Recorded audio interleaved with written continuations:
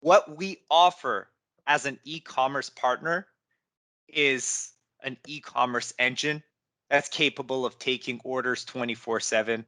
We have a CMS capability that allows customers to redesign their website without hiring a third-party contractor, without hiring additional developers, without reaching out to us. They can do it themselves. So that's where flexibility kicks in.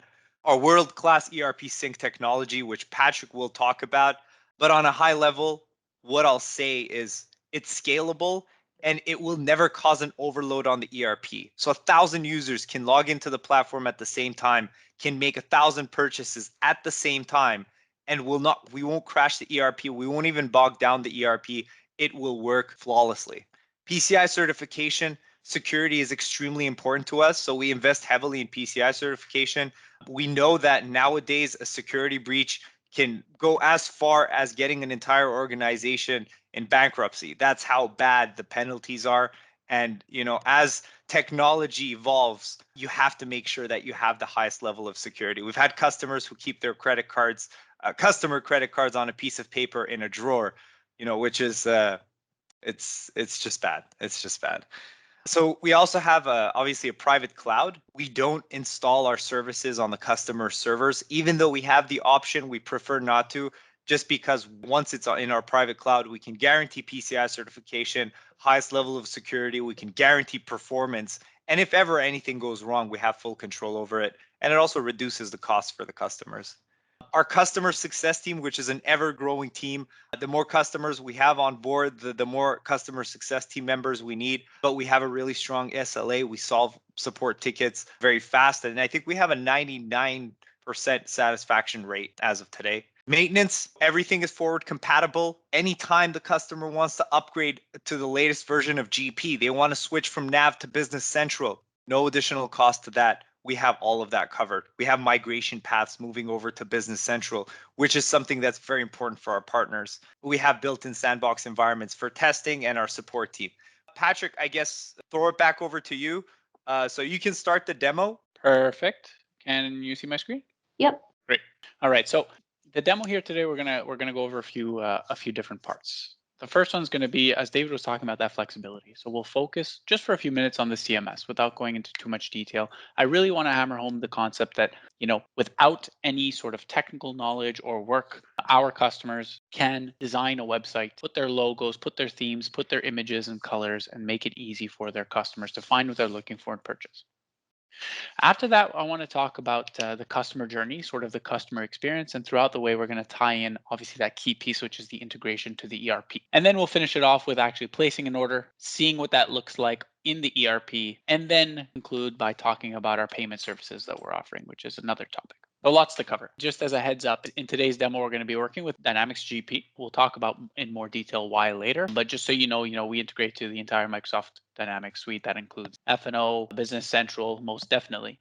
These days, it goes without saying, and then GP and NAV. I don't think I missed one. But to start things off, this is a demo environment we're going to be working with. Very simply, everything from the logos, color schemes, fonts, and everything in between was designed using our CMS out of the box. And that's what it comes with. So if I change tabs here very quickly as an internal user, picture one of the owner of the website, we'll put it, has access to log in with their username and password to the administrator and essentially make any changes to the site that they need, whether those are small configurations, the way they want to display certain pieces of information, or whether that's fully designing the content of their pages. It's done here.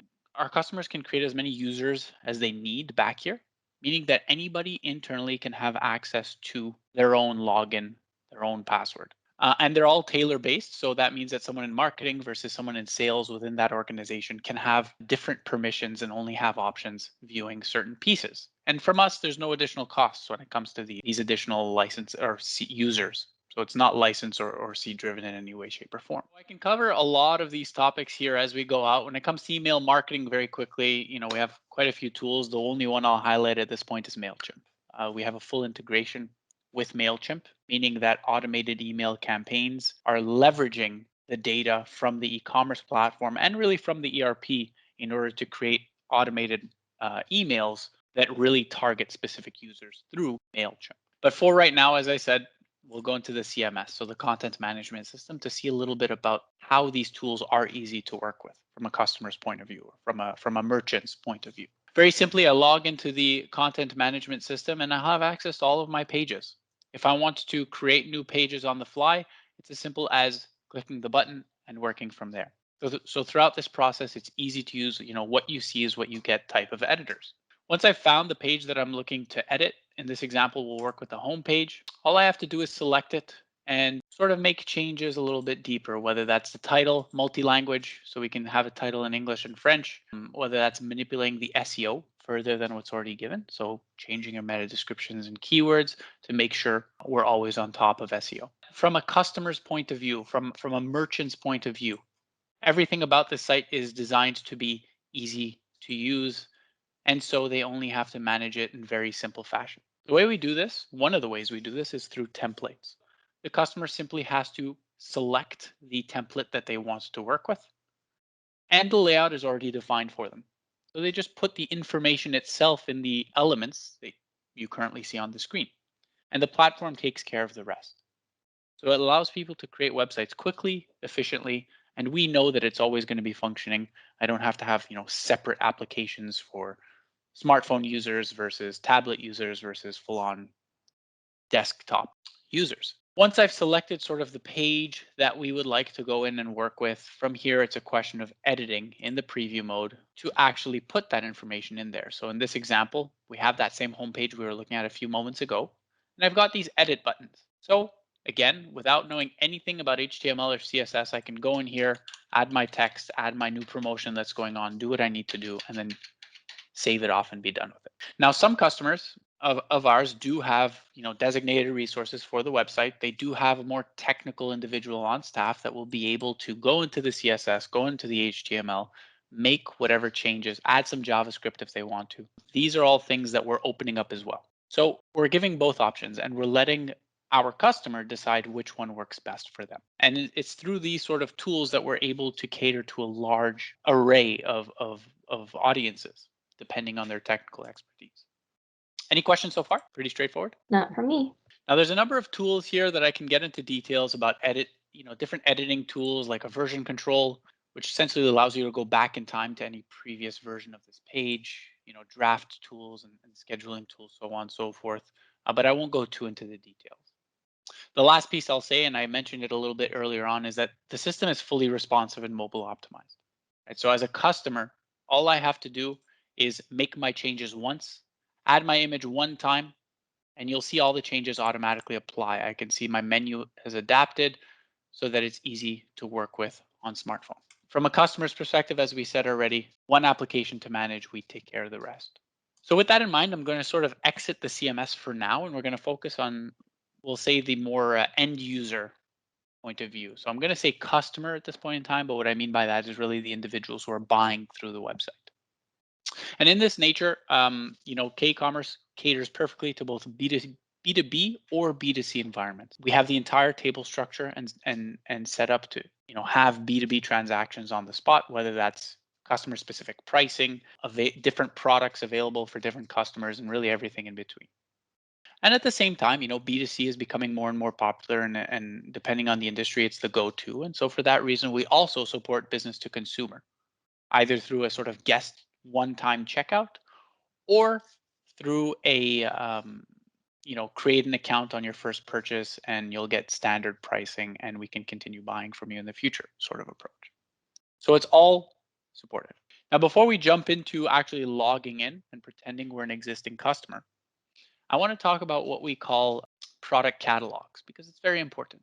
Now, any products that I search for, the items that we are displaying are always dependent on the customer that is viewing them. So if I have one customer, I don't know, in one maybe part of the country that you can only offer certain products to, and you've got another customer in another part of the country that has maybe a different subset, when they log in, they will only see the products that are relevant to them and not a generic list. And likewise, if I am a B2C customer versus a B2B customer, maybe we'll see a more simplistic product offering for the general consumer. And then when we get into the B2B markets, there's certain products that we've negotiated on and I buy from you on a regular basis. And so you've given specifically me access to those. So all these setups are configurable. Any questions on that, or is that pretty clear? I'm just going to assume that was okay. And again, if there is anything, feel free to interrupt me, ask away. I'll be happy to answer on the spot. What we're going to do now is we're going to pretend that we are a customer who is existing and has bought from us in the past and is really a B2B customer. So maybe I've got negotiated price lists and payment terms. Simply have to log in with a username and password. And once I do so and I log in, we're going to see a very personalized experience. And a lot of data here is coming directly from the ERP. So first and foremost, I log in and I see my latest orders. So not a generic list. Of course, these are my specific orders that I have on file. As long as they exist in the ERP, they will be viewable here. What's more is that these are not just orders that were placed through the website. So if we still have staff that's receiving call-in orders or on-site, whatever the situation, and those orders exist in the ERP, they will still show up here so that at any point in time, customer can view this as a self-service tool. Right? They want to know the status of that order that they placed in person last week. Well, it's still here for them. They can log in and see it. So throughout this process, we're trying to eliminate all that manual work that may be involved for servicing our customers by letting them do it themselves. And we're letting the merchants focus on what's important to growing the business. As a customer, I can see whether its status is pending or status has been shipped or whatever's in between. And these statuses are automatically updating based on the ERP. So once it's invoiced and shipped out in the ERP, this status will automatically change, no extra work needed. You just go about your daily business in the ERP and everything on the website will work accordingly. And now we sort of get into the discussion very simply of customers who have different buying habits. And particularly in B2B, I would say that different customers like to order in different ways. And so we open up a number of tools to cater to those different audiences. For example, I can order off of a frequently ordered products list that are my specific items that I order on a frequent basis, as you can see here. So it's a list just for me, and without having to add any search terms or go through categories, I can add the items I always do to my shopping cart and checkout. So quick and efficient. In the same way, I can select previous orders, see all of those details from the ERP, and I say, you know what, this is exactly what I need once again. Let me just hit this order again button, and it'll add all those items to my existing shopping cart. Right? So servicing those returning customers who know what they want, they have to be quick and efficient. Depending on the industry, there are other tools at play. Popular in the automotive industry, we can do a sort of year, make, model search, where I search for the year, maybe the make and the model of my vehicle, and it will give me all of the parts resulting from that search that I can select through. Actually, if I go to the other option, I've even added an image, an exploded view to sort of relate the two. And then we get the more typical ways that customers will buy, whether that's search through keywords or through categories. When it comes to keywords, we're indexing pretty much all the descriptive elements of the products, which includes titles, descriptions, codes, attributes, you name it, it's all used for keyword search. And furthermore, if I want to go by category, we're going to be pulling in the categories from the ERP so that they're already defined for me in terms of my category tree. Let's say, I do a search one way or another. I find myself on the listings page. I can filter through my results more definitively and then find what I'm looking for. And the reason why I want to get to this page is simply to talk about the integration. There's a lot of info coming at you right now. A lot of this is coming from the ERP, whether that's title, product code. We're talking about Business Central or one of the ERPs that supports images. We'll be syncing the image as well. Customer specific pricing, as well as inventory, are all going to be displayed based on the information we have from the ERP. So a customer changes a price, or I should say a merchant changes the price. I don't know, their cost price goes up this quarter from their manufacturer, from their supplier. Well, you change it in the ERP and everything works. Similarly, I receive new stock and inventory. Well, this number will increase in that same way. Someone buys something, it'll go down. So it's always appropriate. You'll probably have noticed that there's a lot of additional information on this page, whether that includes, long descriptions that I don't keep in the ERP. In some cases, additional images that I don't keep in my ERP. Or we can go so far as, specifications, PDFs, downloadable content, videos. In my case, I even have product reviews and all these sorts of additional pieces here. All of this can be done or all of this additional info is added directly through our platform, right? So we're taking all that data from the ERP, we're using it for the site so that the customer or the merchant only has to manage one set of data. But if the marketing team wants to go in there and go a little bit further and add some additional content, change the descriptions and the titles to be more marketing friendly or sales appropriate, well, by all means, they can go into our platform and use our PIM to do so, our product information management tool.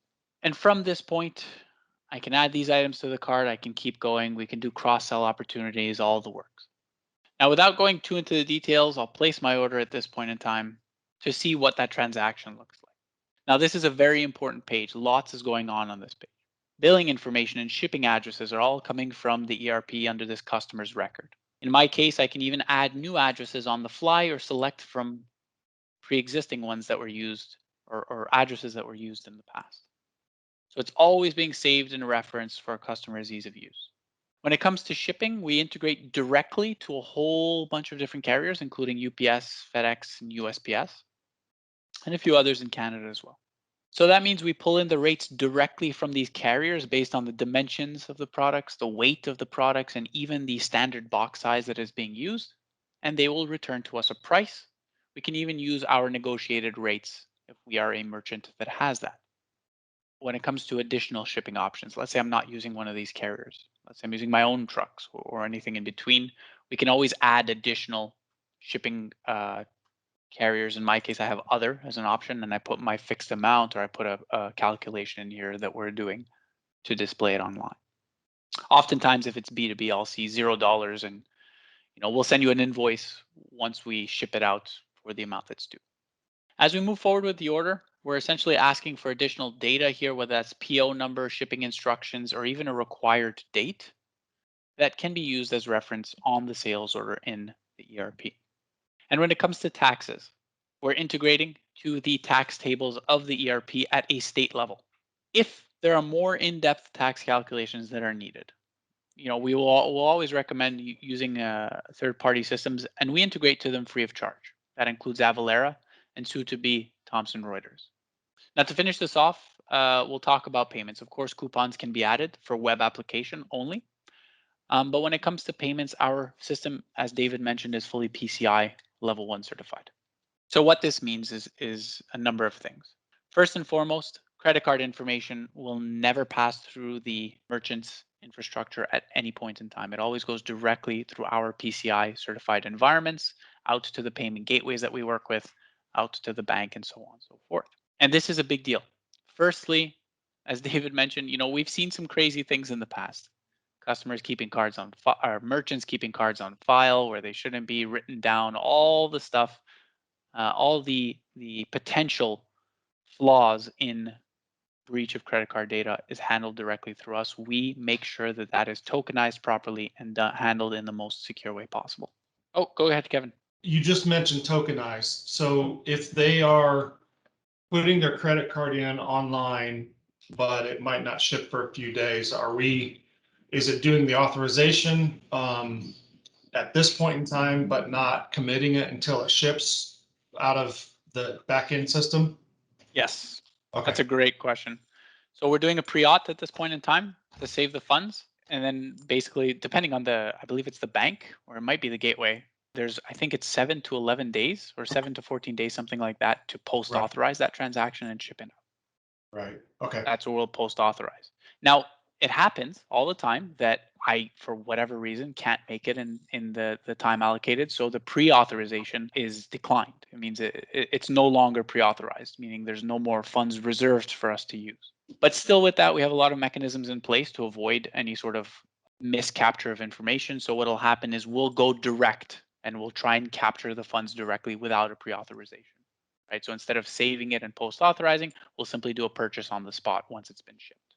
Perfect. So yeah, all that to say, from a customer's point of view or from the buyer's point of view, it's all on one page.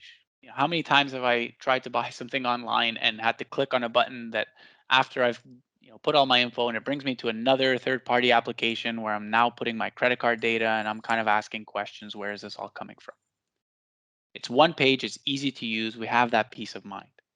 the last thing I'll say on this, right? That was the whole bit about credit cards. We also accept bank transfers through the e-commerce platform. So, primarily B2B, if we need to accept ACH, that's just as viable. Finally, when it comes to payment, there's always the on accounts, right? So net 30, net 45. But these options that you're seeing visible right now can be on a per customer basis. So naturally, a consumer will not have a bill on account option. They'll only have credit card. Whereas if I'm a B2B customer that has net 30, when I log in, maybe I'll have net 30, but I'll also have credit card because maybe I decide to pay on the spot this time, right? So that level of configurability, depending on who the customer is really where we start to come in heavy with or give that personalized approach to the end users. So what I'll do here is I'll confirm the order, and I'll take any questions before I sort of change gears. When it comes to I guess the last portion of this demo, it's going to be in a few different pieces. What I want to do is create another sales order, sort of what we just went through, but faster, obviously, because I want to illustrate what happens in the ERP. So in this case, it'll be GP. I'm in another environment that's connected to GP, and that's why I had to log in. So that's what we're doing. We're creating a sales order. But I'm going to add one piece to this in that we're not logging in. We're not being a customer logging in and placing an order. We're actually going to be a sales rep who's placing an order for a customer through the website. Very simply, it services so many scenarios, but I guess one just to illustrate it would be I'm at a conference or I'm on site with a customer and they say, you know what, I need to place an order for these things. Can you do it for me? No problem, Mr. Customer. I log into the back office as a sales rep, and I'll go to this section called customer service, which will open up my website. In this case, we have a bit of a different branding than the previous one. And right from this page, I can do a lot of things. If it's a new customer, I can even create them on the spot. I can give them specific customer class pricing that's already set up. And they can, purchase for the first time there. So we can negotiate rates, we do all that stuff. I can create them on the fly. I'll have access only, if eligible, I'll have access only to my customers from GP. So not a full list of all customers that exist, but really only mine. And really what happens is I get this list from the ERP and I select the customer that I'm speaking to right now. And I can even go so far as to select the contact of that customer. So in GP, there's a 1-to-1 ratio, but if we need multiple contacts to one customer, they'll all be listed out here one by one. And I just select basically that person that I'm speaking to, right? So speaking to k-eCommerce as the customer, but yet David and Patrick are both buyers. So I'll log in as, let's say, Patrick, and then we get really everything that we just went through. But you'll notice at the top, I'm currently logged in on behalf of that customer as a sales rep. And they want to know what their pricing that they get on certain products are. I can easily use this same tool for them, search for the products, tell them what their pricing is. They're asking me about past orders. I can see the statuses for them on the spot. They call in and they say, hey, I need to place that same order I placed last month, or yeah, on my last order, I bought 2 of these, but really I need another 2. Can you ship 2 more out? No problem. Let me go into your past orders, add those items to my current cart, and place the order for you. Whoops, one thing I'll show actually. If the merchant wants, they can even have their sales reps have negotiating power and change these prices on the spot. All that said and done, we get to the checkout page in the same way, and basically we're already using the customer's pieces on file. So as a sales rep, I don't know the customer's credit card in any way, shape, or form. All I do is I say, hey, Mr. Customer, so you want to use your MasterCard that ends in 0011? Perfect. Let's go ahead and confirm. And now we're at the same page that we were just a few moments ago. In this instance, lots is going on in the background. We're creating that sales order in GP almost instantaneously, so it'll exist there right now. And emails are pretty much sent out to everyone on board. We'll also know that the sales rep placed this order on behalf of a customer, so that's trackable. So far, so good. Did I go a little bit too fast through that? No, that's good. Perfect. And we'll see here that if I select the order, we're receiving that order number from the ERP, 4564. So if I go into the ERP very quickly, I'll just show you what that looks like. Again, GP, go as fast as I can in GP to see these, but 4564 is placed. And there's a few things to highlight here. We're not being invasive. And when we install the k-eCommerce platform, there's no changes happening to the ERP because they have an e-commerce platform. We use all the standard fields that the ERP offers us, and we're just using them to fulfill orders. So from a workflow or processing point of view, anybody back office, it's business as usual. They don't need to change their affairs. There's no learning curve because we've added this new e-commerce channel for buying. So you'll see here, freight calculations, really everything is set up in this way. And then, as I said before, once we invoice and ship and we add tracking information to the order, it'll be reflected on the website so the customer can basically see it at any point in time. And this sort of level of not adding new fields and adding new tables into GP or any ERP is what, as David said, allows us to be highly scalable. Right? With our integration, we're keeping the customer specific pricing on our side. So if you have 100 people that load the same page and they all have different prices, well, we're not pinging the ERP 100 times to get their specific price. It's already on our side. We're using our resources. And so that's what allows anybody working back office to have a quick and efficient use, whereas the e-commerce platform is still running at full capacity with all of the correct and up-to-date info. The last piece I want to finish off here with the just about 10 minutes we have left. Everything we showed you is part of our e-commerce platform, right? So it's got that integration to the ERP. It's creating sales orders in the ERP. But we've also added this piece, and this is sort of why I wanted to show GP, is we have this piece for paying open invoices. If I'm a B2B customer that wants to log in, see all my open invoices and pay them at my net 30, well, we have a tool for that too. It's currently available with GP. It's soon to be, in the coming months, going to be released on Business Central. But simply by logging into my account, I'll have access to see any posted invoices in GP, the total amount due, any credit memos on file, and basically from here I can select my invoices and pay them as I need to. We'll even get an aging report, all sorts of details about this particular order. When I pay these invoices, it's creating a cash receipt in GP, so most of the accounting is already done. We're creating a cash receipt for the payment. We are applying those payments to the correct invoices as they were applied here. And really from the merchant's point of view, it's just about taking those cash receipts and posting them to finalize. Right, so I'll go through the process right now, but basically I make my payments, $180. If I want to put an unapplied amount onto a transaction, often seen for like deposits or prepayments on items that aren't invoices that have not yet been given, that's what that would be used for.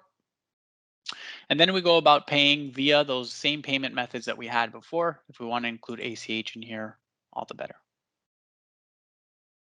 And when I confirm this is where we're creating that cash receipt back office. We're creating a payment, and the customers have pretty much access to see all of the transaction details. They'll see the payments and what was done on that payment. They'll even see invoices, details on invoices, and how many payments were made on a given transaction, right? So you'll see here that if I need to figure out my own affairs, I have all of my payments listed out very clearly into what my history is. And there's always the account statement that I can pull at any point in time that has real-time information. I'm not waiting at the end of my 30 days and to receive a new one. So this is a huge piece for those on-account sort of payments on the spot. Right? It's an additional piece that we install on top of the e-commerce platform itself that we saw a few minutes ago to give additional functionality if we need to accept payments on open invoices. If someone wanted this ability to offer their customers electronic payment, but they didn't want or need an e-commerce site, do you guys license this independently? Yes, sir. And that is a great point. And we often see that. I mean, primarily, I would say in the services industry. Simple example. Let's say I'm an electrician or an electrical. I'm providing, routing, plumbing, really anything. It doesn't really have products that I'm buying. Right. This would be a great tool for that sort of use. So to conclude, I showed you something that was customer facing, right? But there's also the same, it comes with a second piece which sits directly in the ERP.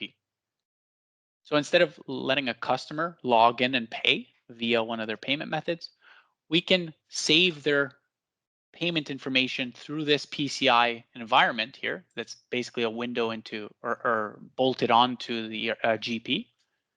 And I can process payments on their behalf. So customer calls in, place an order. I can use their default payment method through this tool directly to create a transaction for them without having to change screens, go through other windows, using I've seen this, using a terminal, one of those, and asking for the customer's credit card information on the phone each time and having to dial that number in. All that stuff is eliminating. We're being fully PCI compliant when we use this piece. I know I did go through rather quickly, but we had a lot to cover. Again, if there's any questions, comments, really anything at any point in time, feel free to email us. I'll be happy to answer them, or David as well, of course. But yeah. Great. Thanks, Patrick. Thank you.